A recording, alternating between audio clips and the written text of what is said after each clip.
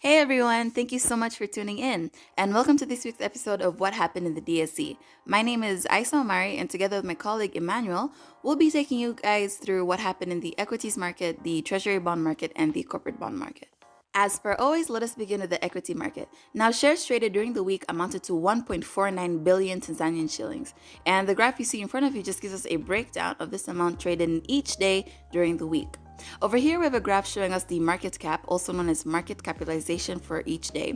And this simply means the total perceived value of all the companies listed on the DSE in the eyes of the investor.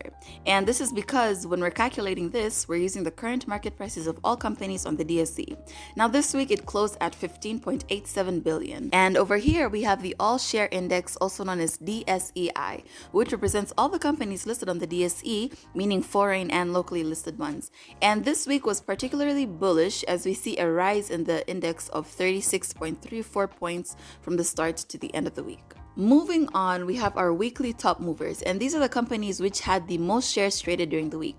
Now, the total shares traded for the week were 4,330,237. At number one, we have CRDB Bank PLC, which accounted for 95% of the total volume traded for the week. And now, as you can see from this graph, on Thursday, we have about 3 million shares that were traded, almost 4 million, and this is because of a trade in the block trade pre-arranged market board on Thursday, which as always means that an entity had purchased a very large amount of CRDB shares at a prearranged price or a negotiated price. At number two, we have DCB Bank PLC, which accounted for 2% of the total volume traded for the week. And then at number three, we have NMB Bank PLC, which accounted for 1% of the total volume traded for the week. Okay, now moving on, we have this section where we have our companies which experienced price changes during the week, and each company will have its own graph so you can easily take note of that. Now, with number one, we start with EABL, which is cross-listed from the Nairobi Security Exchange, and it had an upward trend throughout the week. We also have KCB, which is also cross-listed from the Nairobi Securities Exchange, which ended on a high on Friday. We have NMB, which is a locally listed company, which dropped on Wednesday to 2,000. CRDB, which is another locally listed one, which experienced a rise on Friday. We also have JHL, which dropped on Wednesday, and NMG, which was pretty volatile during the week. And now we have the word of the week, in which Emmanuel will be taking us through.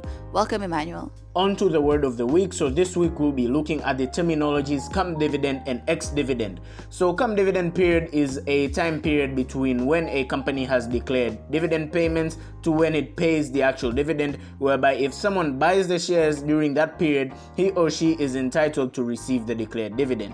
Example, let's say company Z had declared a dividend payment of 40 Tanzanian shillings per share on the 31st December of 2021 and published a notice that it's going to pay the dividend on the 31st of January 2022, and the trading of shares come dividend period is between the 1st of January to the 15th of January 2022. So that means that if you buy the company Z's shares between the 1st and the 15th January, you will be able to get the 40 Tanzanian shillings dividend declared.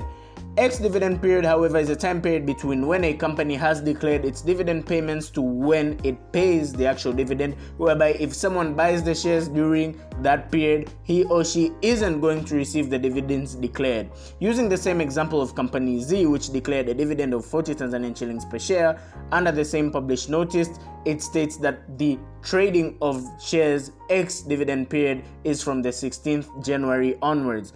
Then that means that anybody who trades the shares from the 16th of January won't be entitled to receive the 40 shilling dividend per share. That's to be paid on the 31st of January and would have to wait for next year's dividends.